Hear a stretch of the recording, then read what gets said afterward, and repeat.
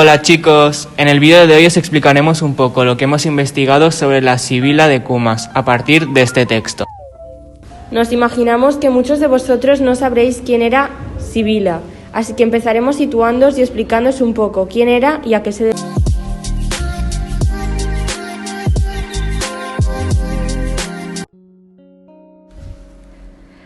Sibila de Cumas, hija de Teodoro y de una ninfa, que son divinidades de la naturaleza de la mitología griega y romana, adoradas como genios femeninos de las fuentes, de los ríos y de los lagos, de los bosques y de las montañas, que era representada con unos libros y con una vestimenta lujosa. Nació en la montaña de Córico y pasó su mayor vida en Cumas, donde daba sus oráculos en versos. La leyenda dice que el dios Apolo, el cual ella le servía, le permitió un deseo. Ella cogió un puñado de arena y deseó vivir tantos años como partículas de arena sostenía, pero se le olvidó pedir la eterna juventud. A raíz de esto fue encerrada en una jaula colgada en el templo de Apolo, al verse tanto tiempo anciana. La Sibila de Cumas vivió 9 vidas humanas, cada una de ellas 110 años. A continuación, introduciremos otro personaje llamado Eneas. Eneas era un personaje que formaba parte de la mitología grecorromana. Era hijo de Anquises y Afrodita. Junto a su esposa, Creusa, tuvo un hijo del cual se desconoce cuál era su nombre, si Ascanio o Lulo. Después de su victoria en la guerra de Troya, un conflicto bélico en el que se enfrentaron una gran cantidad de ejércitos que iban contra la ciudad de Troya, Eneas emprendió un largo viaje por el Lacio situado en el centro de Italia. Más adelante, tras un largo periodo de sucesos, Eneas fue nombrado rey de Troya, y finalmente fue descendiente del pueblo romano. Como honor a este personaje, Virgilio realizó un poema sobre él llamado Eneida. En cuanto a su muerte, hay diversos mitos sobre lo que realmente sucedió. El más conocido, y por lo tanto el mito que más destaca entre todos, fue que había sido arrebatado por una serie de dioses durante una tormenta.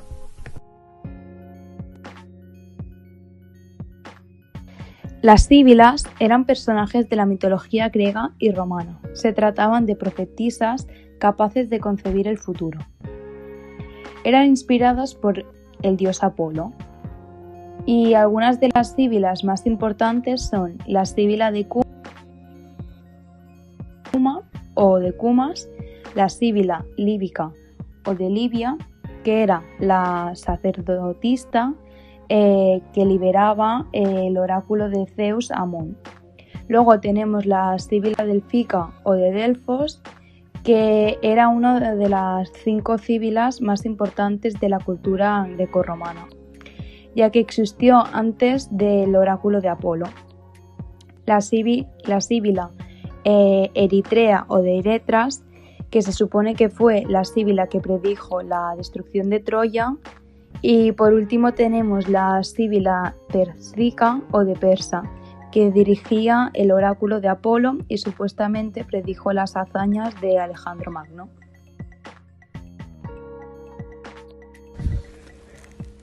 Según algunas tradiciones, la hija de Troya, Dardano, y de la hija del gobernador Teucro, Neso, tenía el don de la profecía y tenía una gran reputación como divina. Su nombre era Sibilia, por eso son denominadas de este modo las otras mujeres capaces de ver el futuro. La más importante en la mitología griega era la Sibila de Cumas.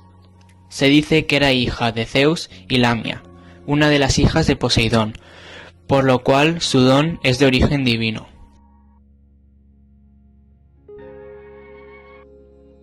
También hemos creado una pequeña ruta para los apasionados de la historia y los interesados en aprender más sobre la Sibila de Cumas. Nuestra ruta empieza en Pompeya y Herculano, donde visitaremos los yacimientos romanos que una vez fueron enterrados en las capas de magma y ceniza después de la erupción del Vesubio. Algunas de las ruinas más espectaculares y mejor conservadas es la Villa de los Misterios, una villa suburbana situada a las afueras de la ciudad entre Pompeya y Herculano, donde podemos encontrar en las paredes de un triclinium, la sala donde los romanos celebraban sus banquetes, unas pinturas al fresco que dan culto al dios Dionisio, el dios del vino. Después de visitar los yacimientos, nos adentraremos en la cueva de la Sibila de Cumas, situada en las ruinas de la mismísima ciudad de Cumas. Esta es una cueva artificial grecorromana, donde, según cuenta la leyenda, vivía la Sibila y operaba sus oráculos. Finalmente visitamos el templo de la Tríada Capitolina, situado en la colina Capitolina. Este lugar esconde una historia muy interesante sobre la Sibila de Cumas. La Sibila ofreció al rey romano Tarquinio el Soberbio 9 libros con sus profecías a un alto precio. El rey rechazó y la Sibila quemó 3 de esos libros. Entonces le ofreció esos 6, pero el rey se volvió a negar y la Sibila quemó otros 3. Finalmente el rey accedió a comprar esos 3 libros, al precio inicial. Esos 3 libros restantes se conservaron en este templo, hasta que en el año 450 después de Cristo se ordenó su destrucción.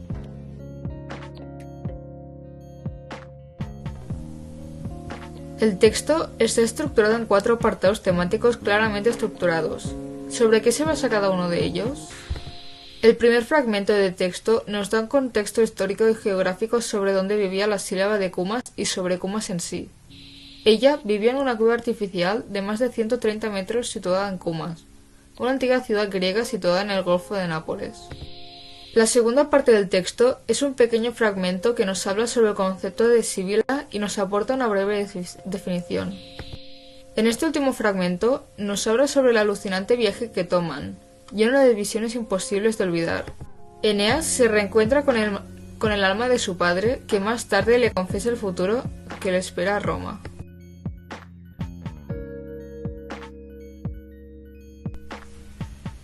El infierno del mundo mitológico, denominado el inframundo o el mundo de los muertos, no se parece al infierno de la actualidad. Tienen características similares, como que los dos se encuentran bajo tierra, pero su diferencia principal es que el inframundo no tiene un lugar opuesto donde se envía la gente buena, como el cielo, sino que todos los mortales se acaban allí. Aún así, el inframundo tiene 4 zonas diferenciadas. Una de estas son los Campos Elíseos. Ahí se envían a los héroes y a los hombres virtuosos.